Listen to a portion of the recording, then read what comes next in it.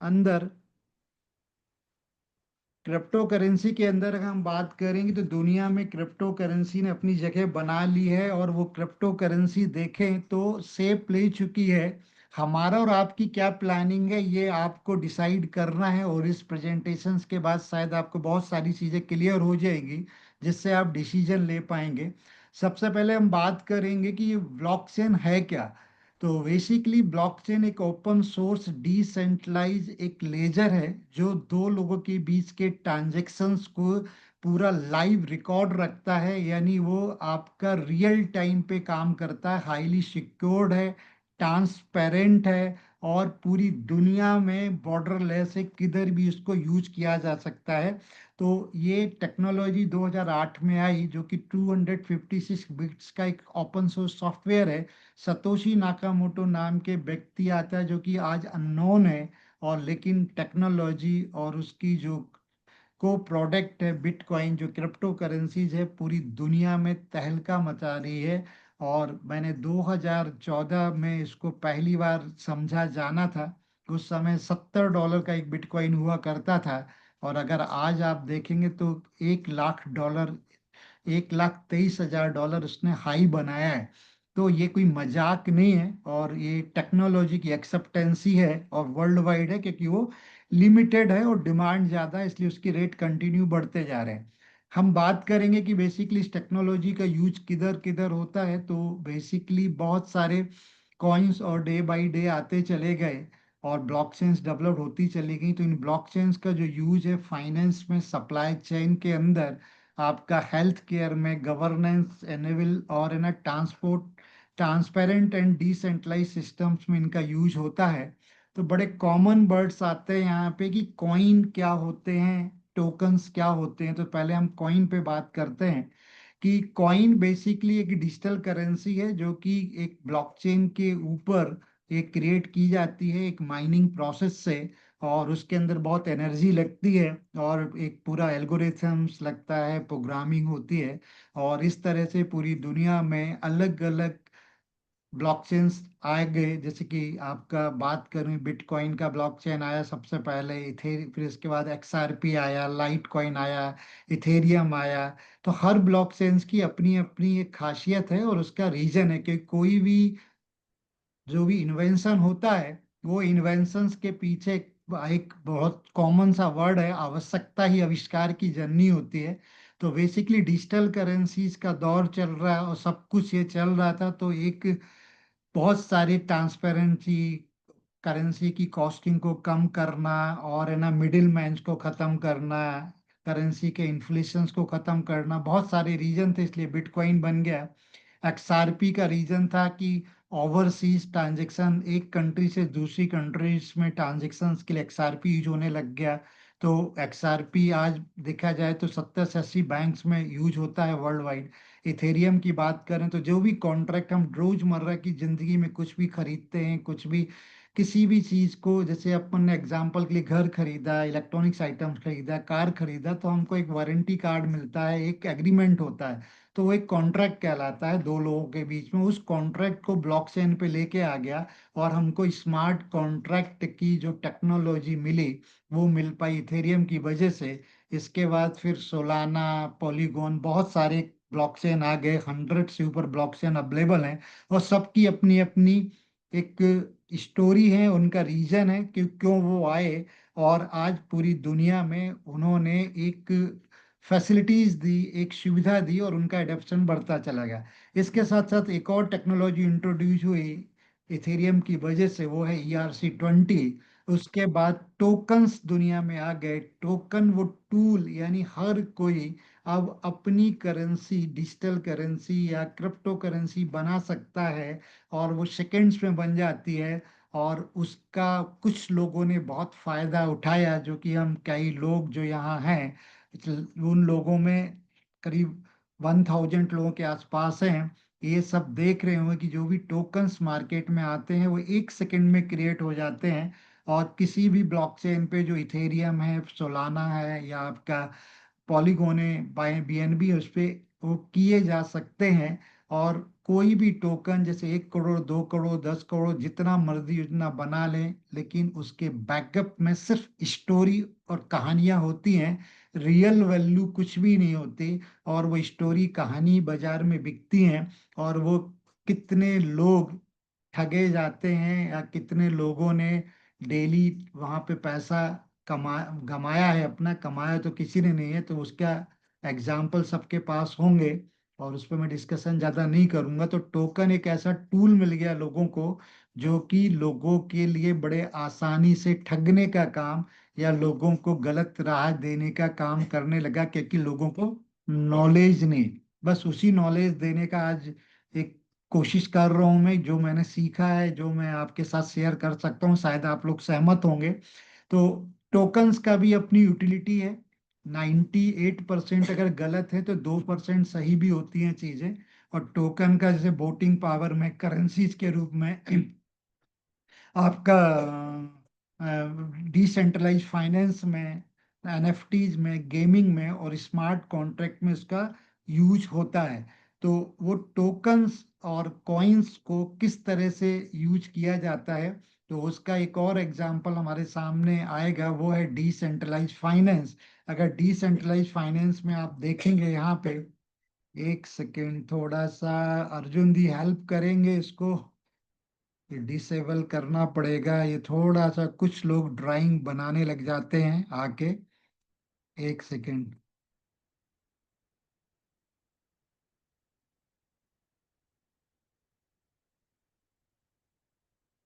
एक सेकेंड जरा, मैं इसको ये मार्क कर रहे हैं इनको, हिट कर देता हूँ। अजय सर, मैंने आपको ना एक वीडियो भेजा है अभी, आप उसको जरा इंस्ट्रक्शंस को फॉलो कर लेना, ये सारे हाँ बिल्कुल। हाँ हाँ।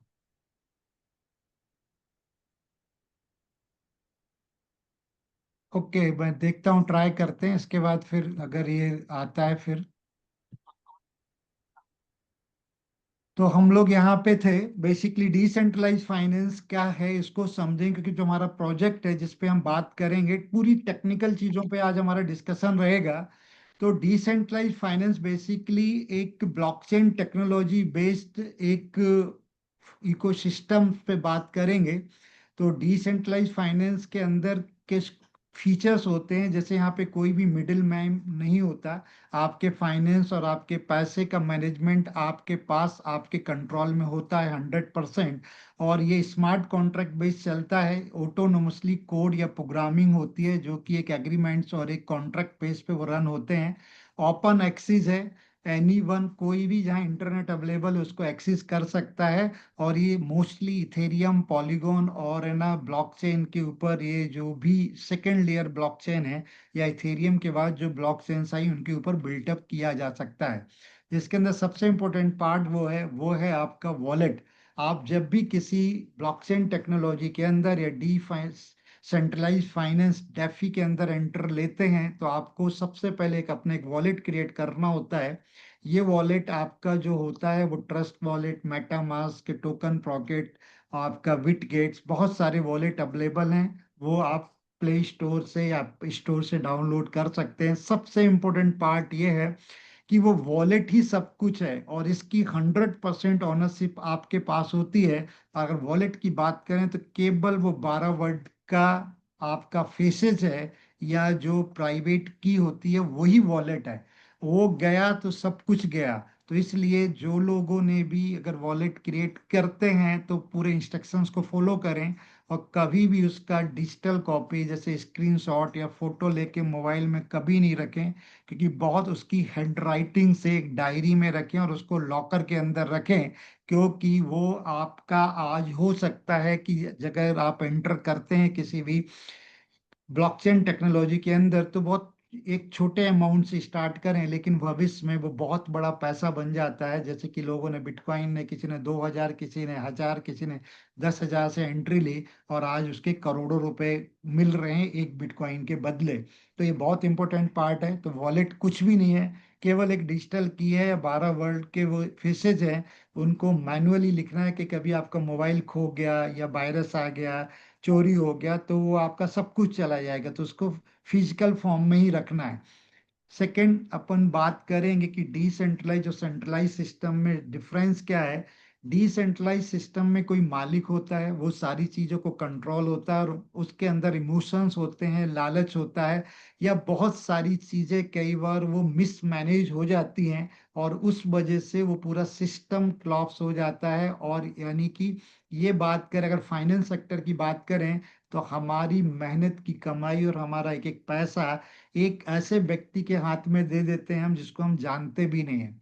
केवल उसकी स्टोरीज, कुछ अपने वाइट पेपर रोड मैप्स को हम स्टडी करते हैं, और उस बेसिस पे हम यहाँ पे अपना पूरा पैसा उनको दे देते हैं। और देने के बाद स्थिति ये बनती है कि एक दिन ऐसा होता है कि सब कुछ जीरो हो जाता है। तो इसलिए इस सब को खत्म करने के लिए डिसेंट्रलाइज आपका सिस्टम दुनिया में इंट्रोड्यूस हुआ, जिसके अंदर 100% ऑनरशिप आपके पास होती है, आपका फंड आपके हाथ में, आपके कंट्रोल में होता है, जो कि एक डिसेंट्रलाइज फाइनेंस के माध्यम से आप उसको अपने पास में रख सकते हैं, और उसकी फुल एक्सेस और फुल कंट्रोल आपके पास होता है। और उसके कुछ जैसे फीचर्स हैं, जैसे एग्जांपल के लिए मैं बात करूं कि किसका जो फीचर है आपका डिसेंट्रलाइज में, क्योंकि वहां दूसरा कंट्रोल करता है आपके पैसे को, अपने हिसाब से चीजों को बदल सकता है, कुछ रूल्स रेगुलेशंस को फॉलो करने पड़ते हैं, और 24 घंटे एक्सेस नहीं रहता है, और एक लिमिटेशंस है बहुत सारी। जबकि डिसेंट्रलाइज सिस्टम में क्या है कि पूरा कंट्रोल आपके पास रहता है, और आप अपने पैसे को खुद कंट्रोल करते हैं, बहुत लोअर फीस पे ये काम करता है। और साथ में ये पूरी दुनिया में किधर भी एक्सेस हो सकता है, उसके लिए कोई बाउंड्री और कुछ भी कोई मायने नहीं रखता। इसी तरह से हम बात करेंगे, अब एक और वर्ड आता है डाओ। ये बहुत ही इम्पोर्टेंट पार्ट है किसी भी फाइनेंस के लिए, क्योंकि जो जो डी फाई की बात करते हैं डिसेंट्रलाइज फाइनेंस के लिए, तो एक जस्ट लाइक एक ऑर्गेनाइजेशन होती है, जिसके अंदर कुछ मेंबर्स होते हैं। कोई सीईओ नहीं होता, कोई एडमिन नहीं होता, कोई लीडर नहीं होता। कुछ कोड और प्रोग्रामिंग के बेसिस पे पूरे कॉन्ट्रैक्ट या पूरे टर्म्स एंड कंडीशंस का इम्प्लीमेशन हो रहा होता है, और कोई भी स्टार्टअप या कोई भी प्रोजेक्ट बड़ी आसानी से रन होता है।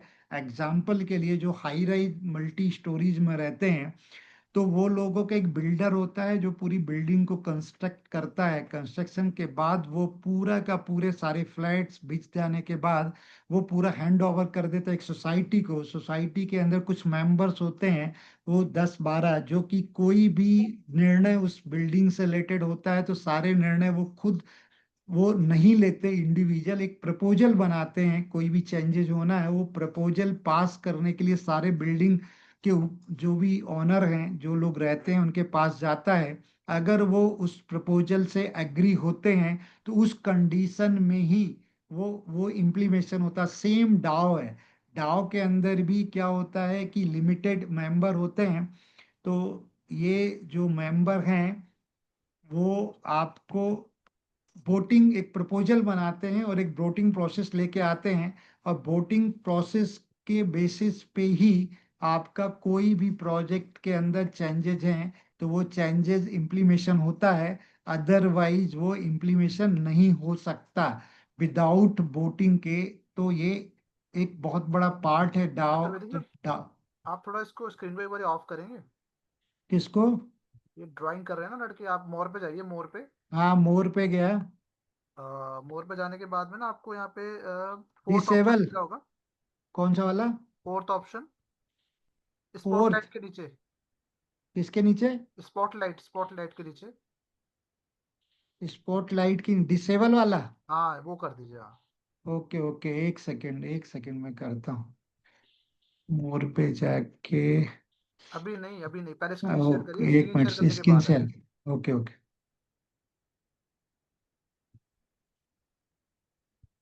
एक सेकंड बस। डिसेबल।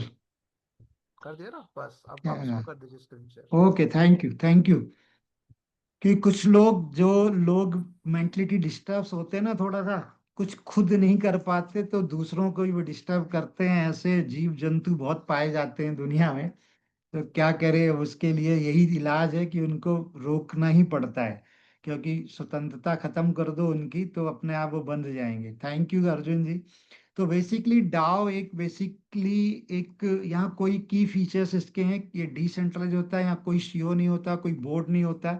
ये ऑटोनोमसली कुछ रूल्स एंड कोड होते हैं, स्मार्ट कॉन्ट्रैक्ट होते हैं, उस बेसिस पे रन होता है। गवर्न मतलब गवर्न वाइड कम्युनिटी, मतलब गवर्नेंस पूरी टोकन के वोटिंग या होल्डर्स जो होते हैं, जितने टोकन वो वोटिंग की वजह से उसको गवर्न करते हैं। साथ ही ट्रांसपेरेंट होता है, और ऑल जितने भी एक्शंस होते हैं वो ब्लॉकचेन पे होते हैं, जिसको ट्रांसपेरेंट रूप से पूरी दुनिया देख सकती है। तो हम आज बात करेंगे इसी तरह के एक प्रोजेक्ट की, जो प्रोजेक्ट पे हम ये बेसिक एक थोड़ी सी नॉलेज थी जो मैं आपको शेयर करना चाह रहा था, जिससे जो नए लोग हैं उनको कुछ चीजें क्लियर हो जाएंगी। तो बात करेंगे आज हमारे प्रोजेक्ट जो कि जिसको एक स्टार्टअप है दुनिया का पहला डिसेंट्रलाइज फाइनेंस का, जो कि पूरी दुनिया के लिए एक रोल मॉडल बनने जा रहा है कि जिस तरह से आप फाइनेंस को अभी सेंट्रलाइज फॉर्म में यूज करते थे, अब आप वो पावर खुद आपके हाथ में ब्लॉकचेन टेक्नोलॉजी की वजह से, और आपके वॉलेट जो आप क्रिएट करते हैं जिसकी ऑनरशिप खुद आपके पास रहती है, तो वो आपके पास आने वाली है। और आपके द्वारा किया क्रिएट किया गई करेंसी, मतलब एक पब्लिक के द्वारा बनाई गई करेंसी, अब पूरी दुनिया में जिस तरह से फिएट करेंसीज का यूज करते हैं हम, जैसे कि रुपए, डॉलर, यूरो, एन, हर कंट्री की अपनी करेंसी होती है, तो वो पावर अब एक कम्युनिटी के पास एक डिसेंट्रलाइज फॉर्म में आने वाली है, जिसके लिए कोई बाउंड्रीज नहीं होगी। तो पूरा समझते हैं कि एक्चुअल में ओरिजिन है क्या। तो पहला बता दूं, एक स्टार्टअप है, बहुत बड़ा इनका विजन और मिशन है, वो एक एक चीज पे हम डिस्कस करेंगे। तो पर्पज क्या है इसका। तो ओरिजिन का पर्पज है कि एक new brand decentralise financial system को बिल्टअप करना, जो कि पूरी तरह से ऑटोनोमस रहेगा, ट्रांसपेरेंट रहेगा और वर्ल्ड वाइड रहेगा। तो उसके लिए हमको एक समझना है कि हम फाइनेंस की बात करेंगे, पैसे की बात करेंगे, तो दुनिया में जो अभी चल रहा है करेंसी का जो मोड है, जो फिएट करेंसीज है, उसको समझने की कोशिश करेंगे हम। तो पूरी दुनिया में अगर पहला बैंक जो आया जो कि फिएट करेंसी लेके आया डॉलर, और वो था आपका फेडरल बैंक, जो कि अमेरिका से ऑपरेट होता है, अमेरिका का है। 1944 में एक डिसीजन लिया गया कि जो फिएट करेंसी डॉलर का बनेगा वो कैसे बनेगा। काफी पूरा 20-22 दिन के पूरा डिस्कशन और रिसर्च के बाद में, कि जो करेंसी डॉलर अगर प्रिंट होगी तो वो आएगी आपका किससे, उसके बैकअप में रियल वर्ल्ड एसेट जो गोल्ड को रखा जाएगा, 35 ओंस गोल्ड के अगेंस्ट में $1 को प्रिंट किया जाएगा। और वो पूरे मार्केट के अंदर यूटिलिटी लेके आएगा, और एक्सचेंज के लिए वो करेंसी यूज होगी, प्रोडक्ट और सर्विसेज के लिए। इस तरह से पूरी दुनिया में एक बैंक आया और एक फिएट करेंसी आ गई, और 1971 तक यही चलता रहा, जो कि बैटन वुड्स का सिस्टम था। लेकिन 1971 में वहाँ के राष्ट्रपति नैक्सन आए, जिन्होंने पूरा का पूरा चेंज कर दिया दुनिया में। उन्होंने ये जो गोल्ड बैकअप था इसको डिनाई किया, और अनाप शनाप नोट प्रिंट कर लिए, और एक बहुत बड़ा इन्फ्लेशन आया 1971 में। उसको कंट्रोल करने के लिए फिर से नई चीज लेके आया गया, जिसको बोला गया टेजी बॉन्ड। क्योंकि उन सालों में 1944 से लेकर 1971 के बीच में अमेरिकन बैंक ने और डॉलर ने पूरी दुनिया में अपनी साख बना ली थी, अपनी क्रेडिट बना ली थी, अपना वर्चस्व बना लिया था अमेरिका ने। तो वो कागज का टुकड़ा जिसको ट्रेजरी बॉन्ड बोलते हैं, तो वो इशू किए उन्होंने, और बोले कि आपको डॉलर चाहिए तो आप अपना गोल्ड, या आपको जो भी रिजर्व गोल्ड है वो हमको दो। और वो गोल्ड कलेक्ट करते गए पूरी दुनिया का, और उसके बदले वो अपने ट्रेजरी बॉन्ड इशू करता चला गया, क्योंकि उसकी एक अपनी क्रेडिट थी पूरी दुनिया में। तो आज वर्ल्ड का सबसे ज्यादा रिजर्व गोल्ड अमेरिका के पास है, और वर्ल्ड का सबसे ज्यादा बैकअप रखता है डॉलर के पीछे। इसलिए डॉलर पूरी दुनिया में आज स्टेबल है और पूरे वर्ल्ड में इंटरनेशनल करेंसी है, और उसकी क्या पावर है ये कहने की जरूरत नहीं है। अमेरिका किधर भी चाहे उधर बम फटक दे, किसी पे भी टैरिफ लगा दे, किसी पे भी मिसाइल डाल दे, ये उसके फाइनेंस की पावर है। सेम फाइनेंशियल पावर आज ओरिजिन के माध्यम से पूरी एक कम्युनिटी या पब्लिक को मिलने वाली है। वो कैसे है तो उसको मैं वन बाई वन स्टेप पे दिखाऊंगा। क्या मिशन क्या है कि जिस तरह से बिटकॉइन ने डिसेंट्रलाइज लेजर सिस्टम्स को पूरा रूल कर रहा है, इथेरियम पूरे स्मार्ट कॉन्ट्रैक्ट मैकेनिज्म को लेके आया और उसका रूलिंग पूरा इथेरियम का है। एफआईएलपी पूरा डिस्ट्रीब्यूशन स्टोरेज को यानी डेटा को मैनेज कर रहा है। अब एक नया स्टेप जो आ रहा है वो ओरिजिन है। ये पूरे के पूरे फाइनेंशियल सेक्टर को ट्रांसफॉर्म करने जा रहा है, उसको रूल करने जा रहा है। जिस तरह से अभी फाइनेंशियल को पूरे वर्ल्ड की या पॉलिटिक्स की बात करें या अपने ज्योग्राफी को बात करें कंट्रोल कर रहा है अमेरिका, तो इस तरह की पावर फ्यूचर में कम्युनिटी जो ओरिजिन की होगी, जिसकी कोई बाउंड्री नहीं होगी, ग्लोबल होगी, वर्ल्ड वाइड होगी, उसके पास आने वाली है। क्योंकि मिशन है कि built a decentralise financial system that is tamper proof रहेगा। मतलब कोई भी ताकत, कोई भी दुनिया का इसको किसी तरह से कुछ डैमेज नहीं कर पाएगा। पूरे सिस्टम को फुली ऑटोनॉमस रहेगा, जो कि पूरा कोडिंग और स्मार्ट कॉन्ट्रैक्ट बेस पे चलेगा। सिक्योर्ड रहेगा क्योंकि ब्लॉकचेन अपने आप में सिक्योर्ड टेक्नोलॉजी तो ब्लॉकचेन बेस्ड है। प्राइवेट रहेगा, एक सबसे बड़ा बेनिफिट है प्राइवेसी, जो कि अभी तक ब्लॉकचेन के अंदर नहीं थी, क्योंकि हर कोई उसके ट्रांजैक्शंस को, उसके फंड को देख सकता है। जिसके पास किसी भी व्यक्ति का ब्लॉकचेन का वॉलेट है तो वो यहाँ पे उसको भी इम्प्रूव किया जाएगा, फेयर रहेगा बिल्कुल, और भी बहुत कुछ। तो ये है पूरा मिशन इसका। तो इसके लिए इन्होंने क्या किया कि एक गवर्नेंस टोकन बनाया जिसका नाम है ओरिजिन, जो कि LGNS के नाम से जाना जाता है। फुल नेम लॉन्गिनियस है। और लॉन्जिनियस ये इसका पहला फेस है। ये पूरा 3 फेज का प्रोग्राम है, मैं अभी अगली स्लाइड्स में और बताऊंगा। तो पहला फेज जो इन्होंने स्टार्ट किया तो उसके अपने कुछ उन्होंने प्रोटोकॉल बनाए, रूल एंड रेगुलेशंस बनाए। रूल और रेगुलेशंस क्या हैं तो देखिए, 4 इन्होंने, कोई भी प्रोजेक्ट या कोई भी स्टार्टअप किन्हीं नियम कानूनों के अंतर्गत ही चलता है। तो सबसे पहला इन्होंने कॉटरल बनाया, बॉन्ड्स बनाए, यहाँ पे ट्रेजरी बनाई, और एक मिंटिंग स्टेबल कॉइन का एक प्रोग्राम किया, उसको भी ये इशू करेंगे। तो है क्या, तीनों में, चारों इसमें अपने आप में रिलेशन है कि कोई भी कंट्री की बैंक की अगर बात करें तो उसकी अपनी एक करेंसी होती है। तो जो भी 2 तरह की कॉइन्स मार्केट में अवेलेबल है, करेंसीज अवेलेबल है, एक है नॉन स्टेबल, दूसरा है स्टेबल। मेरा प्रश्न है आप लोगों से, क्या नॉन स्टेबल करेंसी का रियल मार्केट में यूज किया जा सकता है? वास्तविक दुनिया में लेन देन में यूज हो ही नहीं सकता, क्योंकि किसी भी शॉप पे किधर भी आप कोई भी करेंसी जो नॉन स्टेबल है, बिटकॉइन, इथेरियम, BNB, सोलाना आप देंगे तो वो प्रोडक्ट जो ले रहे हैं तो हो सकता है किसी एक को तो लॉस होगा, लेने वाले को दिन, क्योंकि हर सेकेंड वैल्यू चेंज होती है। अगर वैल्यू कम हो गई तो लेने वाले का लॉस है, अगर बढ़ गई तो इसलिए उनका नॉन स्टेबल करेंसीज का रियल दुनिया में, वास्तविक दुनिया में, जहाँ फिएट करेंसी रुपए, डॉलर, यूरो, येन, युआन का यूज होता है, वहाँ नहीं हो सकता है।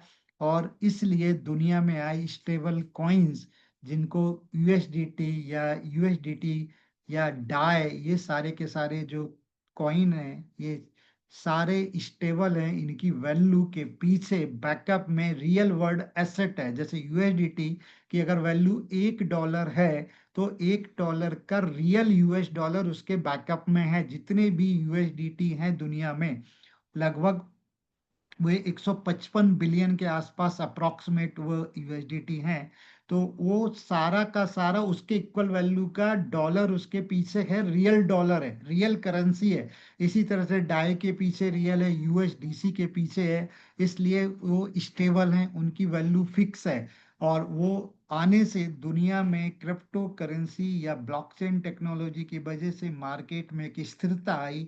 जो बहुत ज़्यादा फ्लक्चुएशन होता था करेंसीज के रेट्स में, वो कंट्रोल आया, और स्टेबिलिटी आने की वजह से प्लान किया जा सका कि पूरी दुनिया में क्रिप्टो का भी रियल मार्केट में यूज किया जा सकता है। तो ये पहला थॉट, पहला विचार जिसके पास आता है वो लीडर होता है। एग्जाम्पल के लिए बात करें, इंटरनेट दुनिया के लिए था, लेकिन अमेजोन ने सबसे पहला एक सॉफ्टवेयर दिया, तो आज देख लें उसका ओनर जो है वो बिलियनियर है।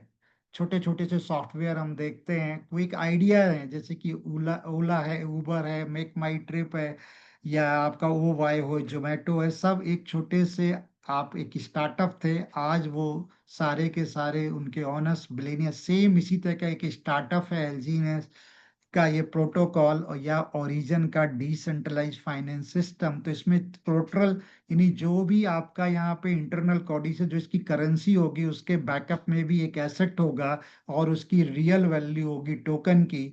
साथ में बॉन्ड से उसके प्राइस को कोऑर्डिनेशन किया है, कभी भी उसका प्राइस अप नहीं जा सकता, रातों रात डाउन नहीं आ सकता, तो प्राइस कंट्रोलेशन भी बहुत जरूरी है। ट्रेजरी एक रिजर्व फंड रखेगा, जिससे कि जो करंट टोकन है एलजीनेस, उसको एक वैल्यू होगा कि दुनिया का पहला ये टोकन है एलजीनेस, जो कि नॉन स्टेबल है। इसके बाद भी ये रियल वैल्यू के साथ में पब्लिक ही जनरेट कर रही है, इसलिए इसको गवर्नेंस टोकन बोला गया। क्योंकि ये कोई क्रिएटर ने केवल एक प्रोग्रामिंग दी, एक एल्गोरिथम दिया इसको क्रिएट करने के। जिस तरह से आज एक गवर्नमेंट बनती है किसी जैसे कंट्री की, तो उसके लिए जो वोटिंग पावर होता है वहाँ की पब्लिक पे, वही चूज करती है। इसलिए वो गवर्नमेंट कहलाती है, और वो गवर्न करती है, गवर्न पूरे दुनिया को। इसी बेसिस पे गवर्नमेंट बन रही है जहाँ जहाँ प्रजातंत्र है। तो उसी वजह से जो टोकन एलजीनियस है, ये पब्लिक बना रही, मैं और आप बना रहे हैं, इसलिए ये गवर्नेंस टोकन है। अभी तक टोकन बहुत आपने देखे होंगे, लेकिन गवर्नेंस टोकन आप पहली बार ये देख रहे हैं। इसके वर्ड यूज करने का रीजन यही है कि किसी क्रिएटर ने, किसी इंडिविजुअल ने, किसी इंस्टीट्यूशंस ने इसको क्रिएट नहीं किया। ये आपका अपना प्रोजेक्ट है, आपका अपना करेंसी है। इंडिविजुअल, हर एक वो वॉलेट होल्डर जिसका पास डिसेंट्रलाइज्ड वॉलेट है, और वो इसको क्रिएट कर सकता है। एक स्टेबल करेंसी वो डाई है, डाई के थ्रू उसको कन्वर्ट, वो आगे मैं डिस्कस करूंगा। साथ ही साथ यहाँ पे आप जब कोई भी चीज आती है दुनिया में, तो वो उसका जाना भी जरूरी होता है। तो इस तरह जैसे एल्जीनियस बन रहे हैं, तो उनका खत्म भी एक बर्निंग प्रोसेस है। उस बर्निंग प्रोसेस से यहाँ पे जो स्टेबल कॉइन ए बन रहा है, जो कि इस पूरे प्रोटोकॉल का, पूरे डिसेंट्रलाइज फाइनेंस की मेन करेंसी होगी, और स्टेबल होगी, जो रियल वर्ल्ड में जिसका यूज होगा हर शॉप में, हर मॉल में, हर एक इंस्टीट्यूशंस में जहाँ पे आप अपनी फिएट करेंसी को यूज करते हैं। सारे मैकेनिज्म को मैं यहाँ पे आपको वन बाई वन डिस्कस करूंगा। तो एक सेकेंड, एक और मेरा दूसरा स्लाइड है वो आपके साथ में डिस्कस, एक सेकेंड में आपको शेयर करता हूँ, तो आपका ये क्लियरिटी आ जाएगी बहुत सारी चीज़ों की।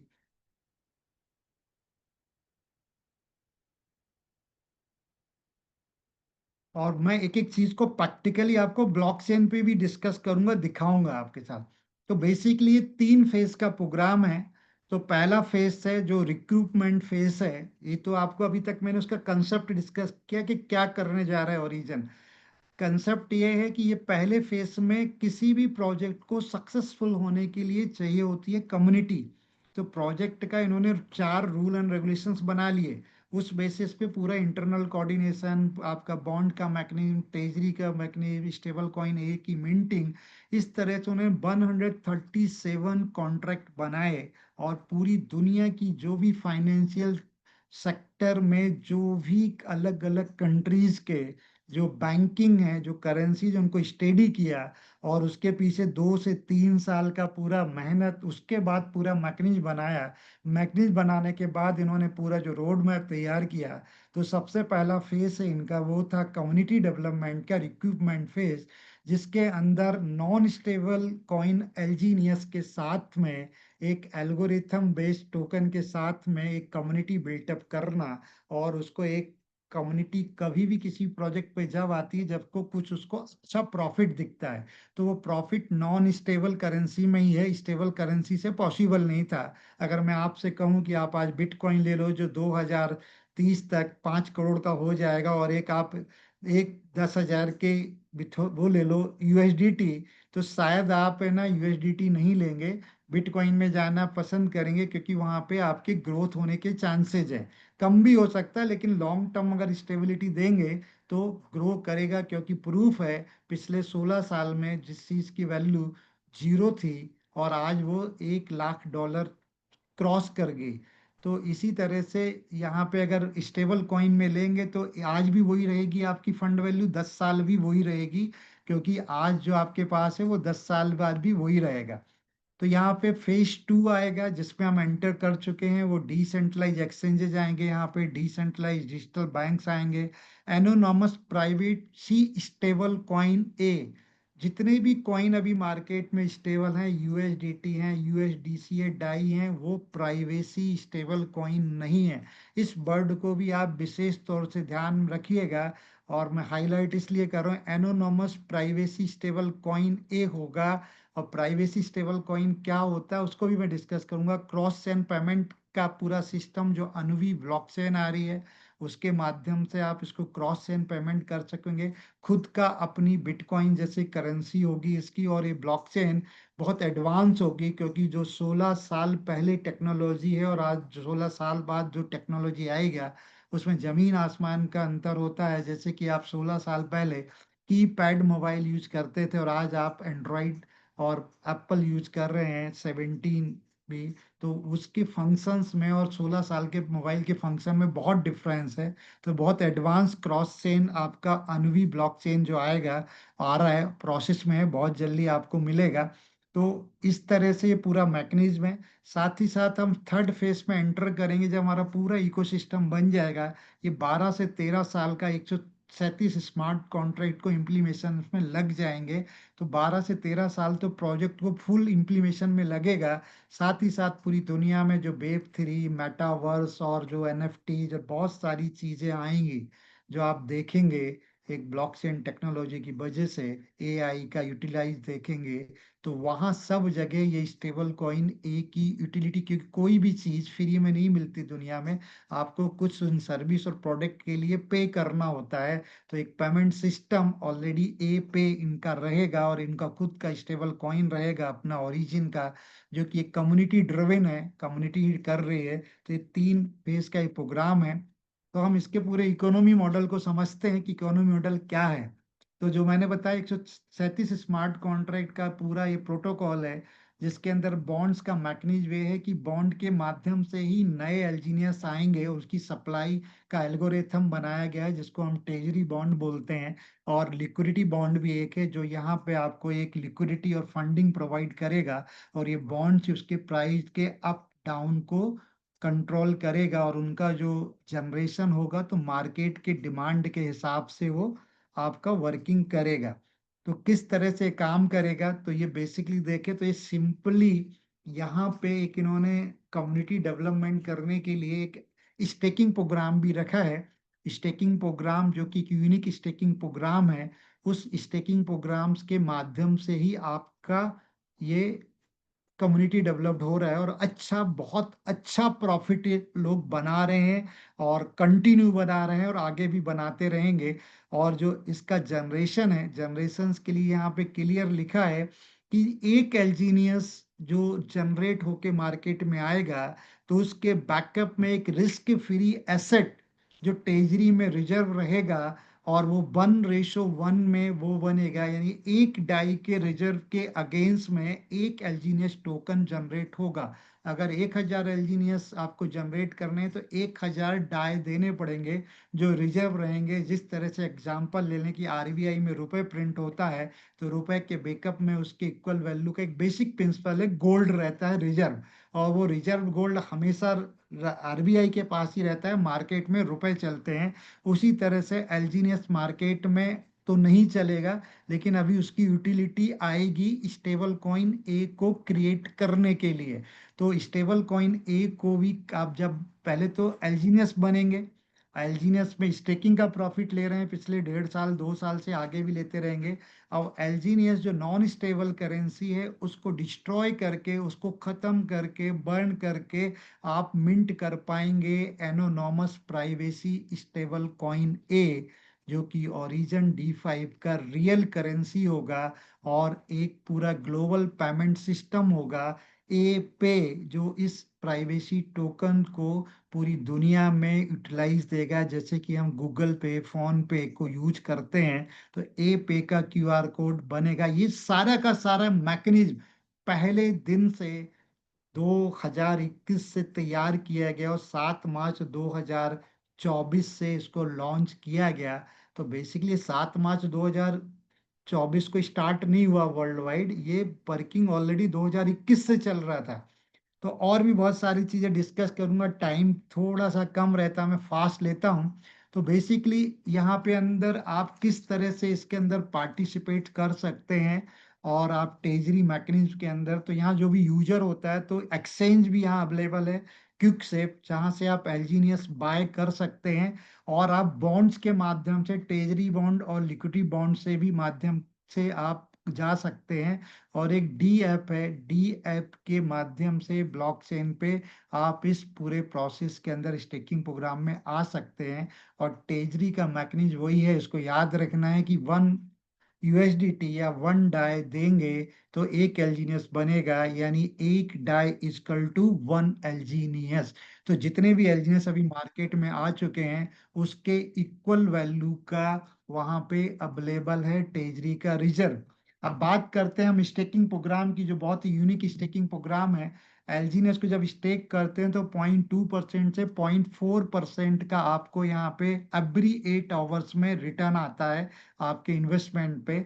और जो ये आप कभी भी विड्रॉल कर सकते हैं, एंट्री करने का भी कोई पैकेज नहीं है यहाँ पे। आप 1 एलजीनियस, 2 एलजीनियस, 10 एलजीनियस, 50 एलजीनियस से एंट्री कर सकते हैं। और जो भी आपको हर 8 घंटे में ROI आ रहा है उसको विड्रॉल कर सकते हैं। ये ऑटो कंपाउंड होता है, अगर विड्रॉल नहीं करते तो दिन में 3 बार। और ये जो पैसा है, अगर विड्रॉल नहीं करते तो अप्रोक्सीमेट, अगर ये मैक्सिमम 0.4 से लोगों ने लिया है, पैसे पास्ट में आया है पर हर 8 घंटे में, तो 43% अप्रोक्स मंथली भी आया है। लेकिन अभी 0.2% के 2-3 आ रहा है अप्रोक्सीमेट, तो इसके अकॉर्डिंगली मंथ में अप्रोक्स 21% आपका मंथली ग्रो कर रहा है आपका एलजीनियस। और इस तरह से आप अगर एनुअल देखें तो लगभग फुट ये जो 12 टाइम्स या 13 टाइम्स आपका एलजीनियस हो जाता है। उस एलजीनियस को आप जब विड्रॉल करते हैं, अनस्टेक करते हैं और स्वेप करते हैं यानी सेल करते हैं, तो उस समय 5% का डिडक्शन होता है, जिसमें से 2.1% एवरी ट्रांजेक्शन पर एलजीनियस बर्न होते हैं। और उससे कि एनोनॉमस स्टेबल कॉइन ए जनरेट हो रहा है। साथ ही 2% ये फोमो पोर्ट में जाता है, क्योंकि यहाँ कोई ट्रेडिंग प्लेटफॉर्म नहीं था अभी तक। तो इन्होंने वो मैकेनिज्म रखा, जो लोग इसको ट्रेड करेंगे यानी डाई से एलजीनियस कन्वर्ट करेंगे, तो हर घंटे और वीकली का यहाँ पे एक फोमो पोर्ट है, रिवार्ड पूल है। तो जो लोग भी वहाँ स्वेप करते हैं $100 डाई या उससे अबव को, तो उनको रिवार्ड के तौर पे कुछ प्राइज मिलता है एवरी डे, हर घंटे, और हर वीक, और हर मंथ में। साथ में 0.9% इकोलॉजिकल रिवार्ड है जो कि क्रिएटर को जाता है, यानी एवरी ट्रांजेक्शन में जो भी वॉल्यूम बनता है उसका 0.9% आपको क्रिएटर को जाता है। तो बहुत सारी चीजें आपको क्लियर हुई होंगी यहाँ पे। तो ये अलग अलग प्रोग्राम है जो डेली आप डिस्कस करते हैं। एक मैकेनिज्म और मैं क्लियर कर दूं आपको, वो ये है कि यहाँ पे एक तो क्रिएशन कैसे होगा, पंप डंप नहीं हो सकता, क्योंकि यहाँ पे एक मैकेनिज्म है। वो मैकेनिज्म आपको दिखाता हूँ, ये एक आपका फ्लाई व्हील है। अगर आपने ये फ्लाई व्हील को समझ लिया तो आपने सब कुछ समझ लिया, ये मान के चलिएगा आप। ये जो आपको दिख रहा है, तो यहाँ से आपको ये चार्ट, कितने लोगों को पढ़ना आता है? जो लोग आज 15-18 महीने या आज है, जिसने ये पूरा इकोसिस्टम समझ लिया, तो पूरे ओरिजिन के नॉन स्टेबल करेंसी के कैसे अप नहीं होगा, डाउन नहीं जाएगा, और आज तक गया भी नहीं, और कैसे ये काम करता है, ये सारा क्लियर हो जाएगा। एग्जाम्पल के लिए, कोई भी व्यक्ति किसी भी एक्सचेंज पे जाके क्विकसेप पे अपने डाय से परचेज करता है एल्जीनियस, तो एल्जीनियस परचेज करता है तो उसका एक क्या होता है इफेक्ट, कि एल्जीनियस का डिमांड बढ़ रहा है। किसी भी चीज की जब डिमांड होती है तो उसका प्राइस इंक्रीज होता है। तो प्राइस इंक्रीज होता है तो एक लिमिट तक इंक्रीज हो प्राइस, ज्यादा इंक्रीज ना हो। तो उसके लिए इन्होंने क्या किया, जो बॉन्ड मैकेनिज्म है, तो बॉन्ड्स के अंदर डिस्काउंट आ जाता है। दो तरह के बॉन्ड है यहाँ पे। जब प्राइस इंक्रीज होता है तो लिक्विडिटी बॉन्ड में डिस्काउंट आता है, और आप बॉन्ड बाय करने लगते हैं। क्योंकि मार्केट में अगर एलजीनियस $12 या $15 का हो गया बढ़ के, तो यहाँ पे वो डिस्काउंट रेट पे 10% या 12% या 15% तक डिस्काउंट पे मिल रहा होता है। यानी जो चीज़ $12 की है, यहाँ पे आपको $11 या $10.5 में मिल रही होती है, तो लोग बॉन्ड्स परचेज करते हैं। तो मार्केट में जो प्राइस इंक्रीज का एक लिमिट पे जाके रुक जाता है। साथ ही साथ जब आप बॉन्ड्स, लिक्विडिटी बॉन्ड्स बाय करते हैं, तो यहाँ पे ट्रेजरी का रिजर्व फंड बढ़ता है। जो रिजर्व फंड वैल्यू है, जो उसका बैकअप है, मतलब रिस्क फ्री जो वैल्यू है, वो बढ़ती है। और उसका इफेक्ट ये आता है, जब यहाँ पे डाई आते हैं टेजी में, तो नए एल्जीनियस रिलीज होते हैं कि जो 1:1 में है। तो आपका एल्जीनियस की क्वांटिटी इंक्रीज होती है, तो नेचुरली वो इफेक्ट करेगा। जब किसी चीज की सप्लाई बढ़ती है तो उसके प्राइस को वो क्या करेगा, लोअर करेगा। जब एल्जीनियस का प्राइस लोअर होगा, तो उस समय आपका लिक्विडिटी बॉन्ड्स के अंदर डिस्काउंट आ जाता है, लोग लिक्विडिटी खरीदना शुरू कर देते हैं। यानी लिक्विडिटी प्रोवाइडर भी पब्लिक ही है यहाँ पे। आप दुनिया में किसी भी फाइनेंशियल इंस्टीट्यूट की बात करें, चाहे आप बैंक की बात करें, चाहे आप किसी भी फैक्ट्री या किसी इंडस्ट्री की बात करें, वहां पे भी लिक्विडिटी प्रोवाइडर पब्लिक ही है। क्योंकि हमारा पैसा हम बैंक में रखते हैं, और बैंक हमारे पैसे को इंडस्ट्रीज को देती है, और इंडस्ट्रीज उस पैसे से वो 18% 12% कमाती है, हमको 2-2.5% का रिटर्न मिलता है। तो एक्चुअल एट द एंड देखें तो लिक्विडिटी प्रोवाइडर कौन है? पब्लिक। इसी तरह से आप किसी भी कोई लिमिटेड कंपनी आईपीओ इशू कर, वो शेयर इशू करती है, तो वो भी पब्लिक बाय करती है। तो ये एट द एंड, अगर पब्लिक वहां पे भी लिक्विडिटी प्रोवाइड कर रही है, तो यहाँ पे भी हम लिक्विडिटी बॉन्ड्स लेके पूरे सिस्टम को लिक्विडिटी दे रहे हैं। तो जब यहाँ पे इंक्रीज हो जाता है लिक्विडिटी बॉन्ड में जब प्राइस, तो लोग कहाँ पे आ जाते हैं? क्योंकि यहाँ पे लिक्विडिटी बॉन्ड्स में डिस्काउंट आ जाता है और रिजर्व बॉन्ड में डिस्काउंट खत्म हो जाता है, यानी मार्केट पे सस्ता मिल रहा होता है। और लिक्विडिटी बॉन्ड में तो अगेन लोग मार्केट से परचेज करने लग जाते थे। पूरा फ्लाई व्हील चलता रहता है। इसलिए आज तक 18 साल 18 महीने हो गए, 18 महीने में इसका प्राइस अप डाउन नहीं हुआ। अब इसके मैं कुछ प्रूफ आपको देता हूँ, कुछ टेक्निकली चीजें किसी भी प्रोजेक्ट को देखने के लिए। क्योंकि मैं प्लान डिस्कस नहीं करूंगा, टेक्निकल चीजों पे ही बात करना है। क्यों हमको करना चाहिए, क्या क्या देखना चाहिए किसी भी रियल प्रोजेक्ट के लिए। तो मैं डायरेक्ट अब चलते हैं, आपको लेके मैं चलता हूँ आपका डैक्स स्कैनर। ये तो एक मैकेनिज्म था प्रोटोकॉल का, और इसके बाद मैं एक ही बात करूंगा कि क्या होगा। केवल 10 मिनट में मैं फिनिश करता हूँ, कि टाइम ज़्यादा हो जाता है, थोड़ा ज़्यादा डिटेल में जाते हैं। तो अब हम बात करते हैं, एक सेकेंड,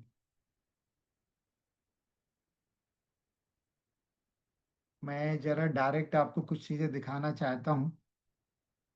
एक सेकेंड लूंगा, बस शेयर कर रहा हूँ सर आपके साथ, जो बहुत इंपॉर्टेंट है, जो आपके कॉन्फिडेंस लेवल को बहुत हाई ले जाएगी।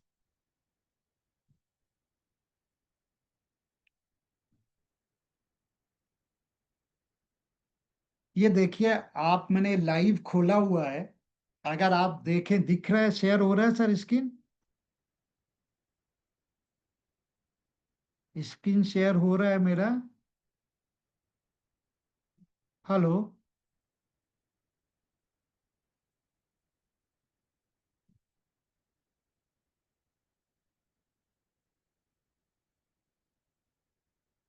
प्लीज क्लियर करेंगे अर्जुन जी। हेलो, स्क्रीन शेयर हो रहा है मेरा, मैं आपको कुछ चीजें लाइव दिखा रहा हूँ कि इसका जो कॉन्ट्रैक्ट एड्रेस है वो 100% नल एड्रेस पे है, लिक्विडिटी नल एड्रेस पे है, और किस तरह से आप अगर ने एस एलजीनियस को जब वेब साइड में भी अगर कुछ प्रॉब्लम है तो ब्लॉकचेन से किस तरह से विड्रॉल कर सकते हैं, ये सारी चीजें मैं आपके साथ डिस्कस करूंगा अभी। तो स्क्रीन शेयर हो रहा है अर्जुन जी? हेलो।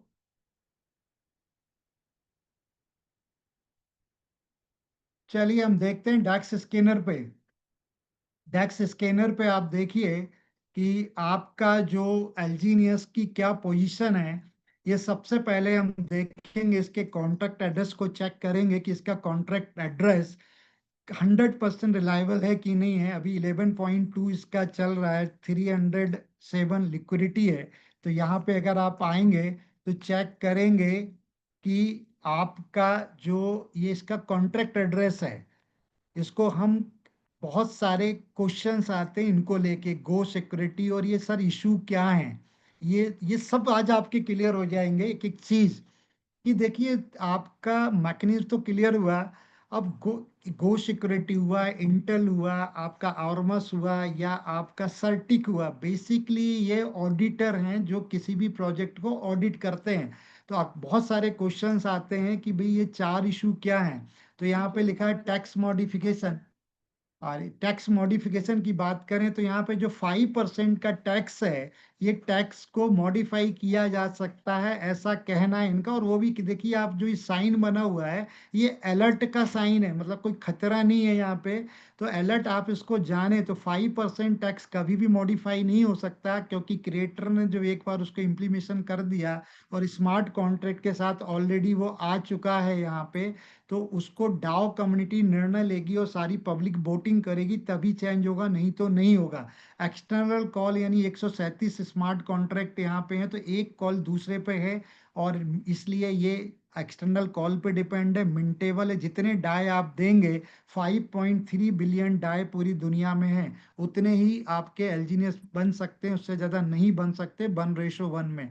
तो ये मिंटेबल का ऑप्शन ये ठीक है, तो यहाँ कोई ये गलत नहीं है, सारी चीजें क्लियर हैं। अब हम चेक करते हैं कि यहाँ पे क्रिएटर ने अपना प्रोग्राम क्रिएट करके पूरी डाओ कम्युनिटी को यानी पब्लिक को दे दिया है, और वो खुद भी कुछ नहीं कर सकता। तो उसको चेक करने के लिए आप जाते हैं सीधे पॉलीगॉन पे।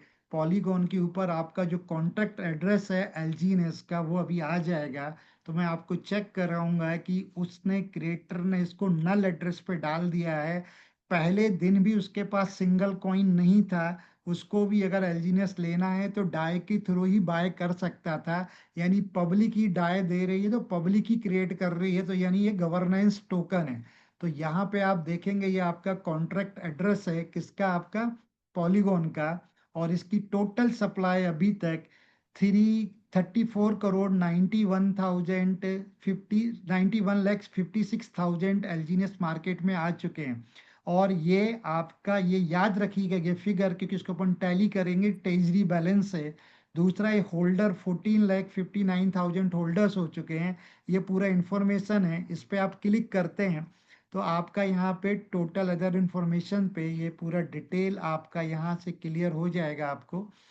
और आपका टोकन जो है 100% डिसेंट्रलाइज है, और किसी भी ऑनर का यहाँ पे किसी तरह का यहाँ पे वो नहीं है कि वो यहाँ पे कोई भी इसके अंदर कर सके अपनी, मतलब ऑनरशिप दिखा सके। तो वो मैं उसको चेक करा रहा हूँ, एक सेकंड जरा। थोड़ा नेट साथ नहीं दे रहा है, तो अभी आपको ये कॉन्ट्रैक्ट एड्रेस पे जाएंगे आप। एक मिनट, दूसरा मैं नेट लेता हूँ।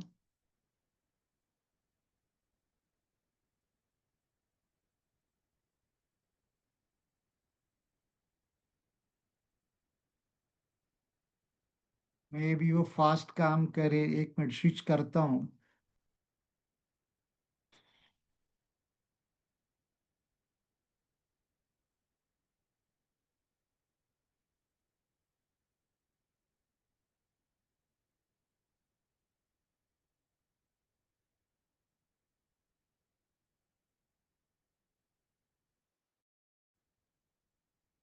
ये देखिए आ गया। यहाँ पे अदर इंफॉर्मेशन पे जाएंगे, इस पे क्लिक करेंगे आप। कोई भी चेक कर सकता है, आप भी चेक कर सकते हैं यहाँ।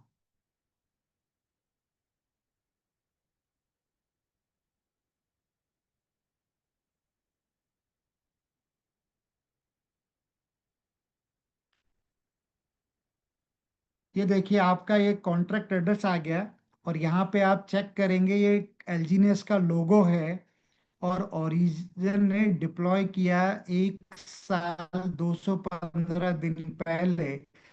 इधर आप क्लिक करते हैं तो ये आपको नल एड्रेस किसी भी कॉन्ट्रैक्ट का, किसी भी प्रोजेक्ट का चेक कर सकते हैं खुद आप, और वेरीफाई कर सकते हैं इसको।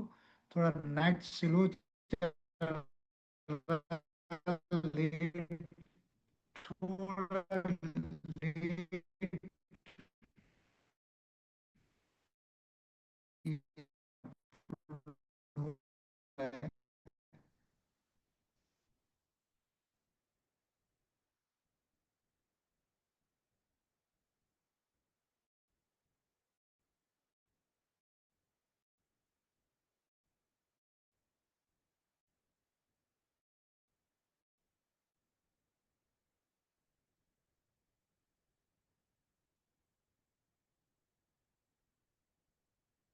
ये देखिए आपका ये आया। तो ये ट्रांजैक्शन डिटेल आ गया पूरा टोकन का। यहाँ पे लॉग 4 में जाएंगे आप। लॉग 4 में चेक करेंगे, ये पूरा मैं ब्लॉकचेन के अंदर जाके आपको चेक करा रहा हूँ। तो यहाँ देखिए जो आपका ये कॉन्ट्रैक्ट एड्रेस है, ये एलजीनेस का कॉन्ट्रैक्ट एड्रेस ये नल एड्रेस पे है। इसने रूल किया है 0000000 है। और इसको सेकंड ऑनर किसको बना दिया, जो आपका टेजरी है, जो जिसको कंट्रोल कर रहा है डाओ। अगर डाओ के भी 36 मेंबर चाह लें कि हम इसको यहाँ से नए क्रिएट कर लें या इसको चेंज कर लें, तो वो भी नहीं कर सकते। क्योंकि जब एक बार कोई भी चीज़ नल एड्रेस पे डाल दी जाती है, तो आपका फंड हमेशा के लिए नए क्रिएशन नहीं हो सकता। तो क्लियर सर यहाँ पे आप लोगों को। सेकेंड थिंग मैं बात करता हूँ अब लिक्विडिटी की। तो लिक्विडिटी को चेक करें तो यहाँ पे जो आपका लिक्विडिटी प्रोवाइडर है, तो यहाँ पे आप चेक करेंगे तो जो लिक्विडिटी प्रोवाइडर ये क्लियर दिख रहा है आपको 5321 है। 99.9% लिक्विडिटी आपका क्या है कि ब्लॉकचेन के ऊपर है। और ब्लॉकचेन पे इस पे भी आप जाएंगे तो जो डिप्लॉयर है ओरिजिन का, सेम डेट पे इसको भी किया। और इसको चेक करेंगे तो ये आपका लिक्विडिटी का एड्रेस है। और लिक्विडिटी एड्रेस पे भी लॉक 2 में जाके चेक करेंगे 5321। तो यहाँ पे भी इसकी ऑनरशिप आप देखिए नल एड्रेस पे है। यानी कोई भी जो भी $309 मिलियन की लिक्विडिटी है, कोई भी जिसने इस वॉलेट को क्रिएट किया है, क्रिएटर भी नहीं क्रिएट कर सकता। ये कोई ऑर्मस नहीं कह रहा, ये कोई है ना सर्टिक नहीं कह रहा, ये कोई है ना गो प्लस नहीं कह रहा। और ये आपका पूरा खुद ब्लॉकचेन कह रहा है, जिसकी ऊपर की इंफॉर्मेशन गलत नहीं हो सकती।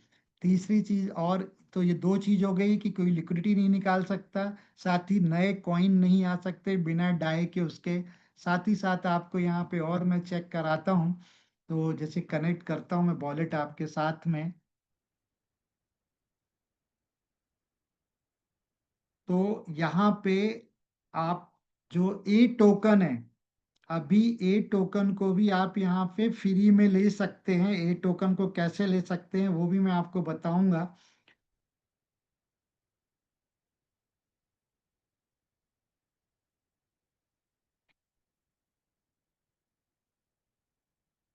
ये देखिए मेरा वॉलेट कनेक्ट हो गया सर। इस वॉलेट कनेक्ट करने के बाद अगर डैक्स बोर्ड पे मैं आपको चेक कर रहा हूँ, होम पे आते हैं सबसे पहले। तो होम पे यहाँ पे ये पूरा ये फाइनेंशियल सिस्टम है। तो इसके अंदर आप देखिए ट्रेजरी का बैलेंस भी वही है जितने टोटल इशू हुए हैं मार्केट में एलजीनियस। तो ये ट्रेजरी का बैलेंस है, टोटल एलिजियस स्टेक्स पे वो इधर हैं। करंट एपीवाई आपका 1165 का दिखा रहा है। और इसका अगर पूरा पार्टिसिपेशन देखें, रोड मैप देखें, तो यहाँ मिल जाएगा आपको। साथ ही आप डैक्सबोर्ड पे चेक करेंगे तो डैक्सबोर्ड पे इसका पूरा का पूरा बैलेंस, एक एक चीज का रिस्क फ्री ट्रेजरी बैलेंस कितना है। 45 करोड़ डॉलर के ऊपर है, जबकि हमने देखे थे 34 करोड़ एलजीनियस थे। तो ये ज्यादा होने का रीजन ये है कि जो बर्न हो गए एलजीनियस, उनके बैकअप में जो डाई थे उसकी वजह से ये बैलेंस ज्यादा है। साथ में यहाँ पे रोड मैप भी चेक करेंगे, 263 डेज का रोड मैप है। यानी जो टेजरी के पास जो बैलेंस है एलजीनियस का, वो बैलेंस आपको 263 डेज तक रेगुलर मिल सकता है यहाँ से, बिना सिंगल पर्सन्स को यहाँ पे आए हुए। साथ ही साथ यहाँ पे जो एक मिंटिंग प्रोग्राम में आपका ईयर ड्रॉप का भी प्रोग्राम चल रहा है।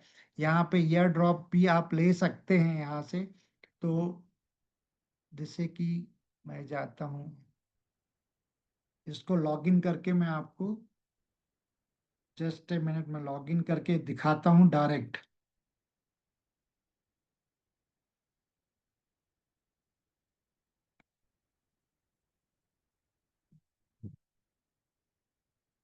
तो ये मिंटिंग प्रोग्राम है। यहाँ पे आप है ना अपना $500 के ऊपर से अगर 120 दिन या आप उससे ज्यादा दिनों के लिए स्टेक करते हैं यहाँ पे, तो आप यहाँ से ईयर ड्रॉप में फ्री में आपको एलजीनियस मिल रहा है, सॉरी ये टोकन मिल रहा है। वो ए टोकन आप ले सकते हैं यहाँ पे रिवार्ड के तौर पे। साथ ही साथ आपने एलजीनियस को भी अगर यहाँ पे आप आते हैं और स्टेक करते हैं 360 डेज के लिए, तो 1.5% आप एलजीनियस से भी ए टोकन को ले सकते हैं 360 डेज की स्टेकिंग के साथ। तो ये क्लियर हो रही होंगी आपको चीजें। और सबसे बड़ी और इम्पोर्टेंट बात ये है कि कई बार डर रहता है हमको। तो पहले मैं आपको बता दूं स्टेबल कॉइन एक यूटिलिटी क्या है। जब आप एलजीनियस को बर्न करेंगे और स्टेबल टोकन एक बनेगा, तो स्टेबल टोकन एक के क्रिएटर आप ही होंगे, यानी पब्लिक ही क्रिएट कर रहा है इसको। कोई यहाँ पे क्रिएटर आके क्रिएट नहीं कर, वो सारे एलजीनियस होल्डर जो 14,60,000 होने वाले हैं, वो ही ए को क्रिएट कर पाएंगे। और वो इसलिए वो गवर्नेंस टोकन है कि पब्लिक के द्वारा क्रिएट हो रहा है।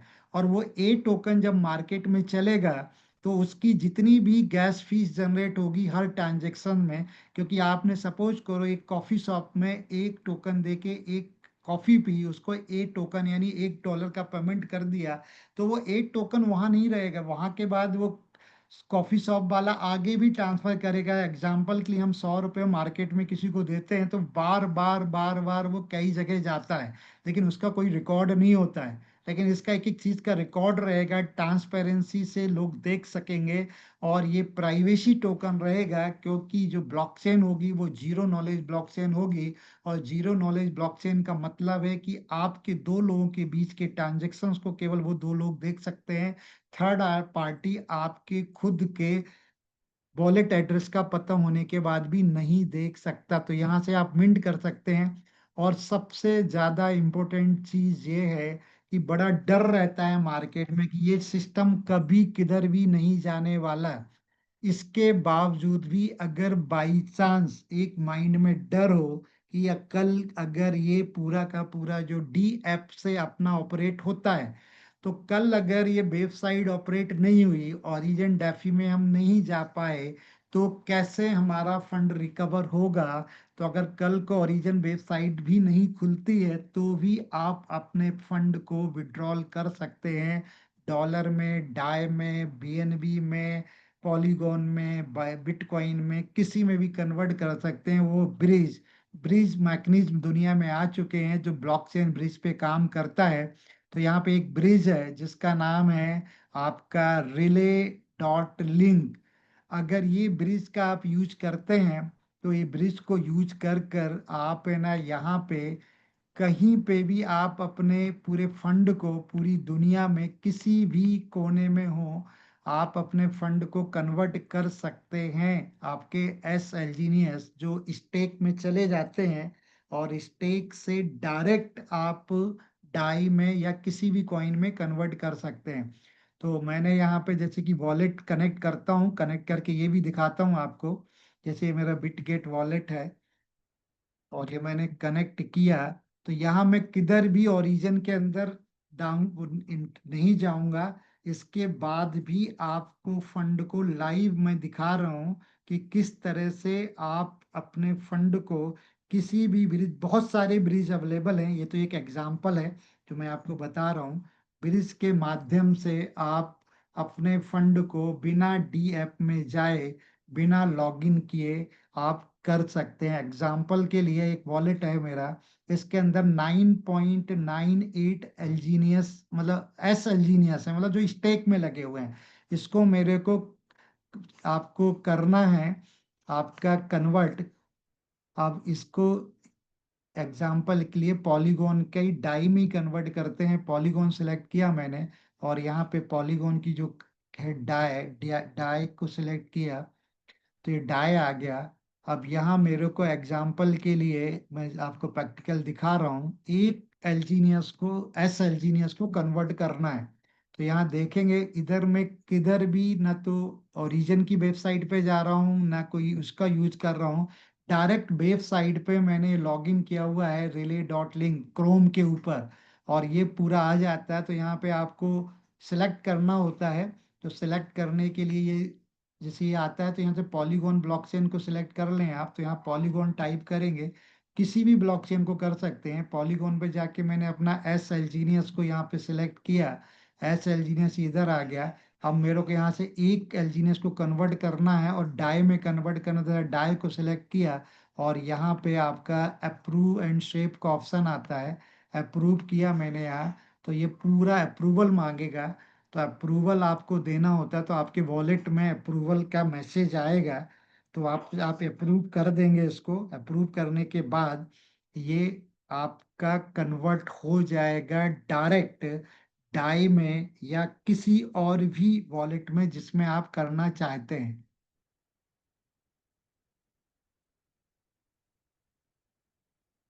क्लियर हो रही होंगी आपको चीजें, कि प्रैक्टिकल दिखा रहा हूँ, यानी रियल ब्लॉकचेन बेस्ड प्रोजेक्ट है ओरिजिन। यहाँ पे आपको अगेन मैं करता हूँ इसको, एस्टिमेट शेप किया मैंने।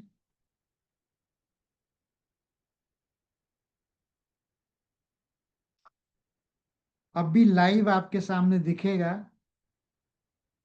इसको अप्रूव किया, अप्रूव करने के बाद स्वेप एलजीनियस का सेकंड ऑप्शन आएगा। एक बार पहले अप्रूवल मांगता है, अप्रूवल के बाद अप्रूवल पे देखिए राइट टिक आ गया।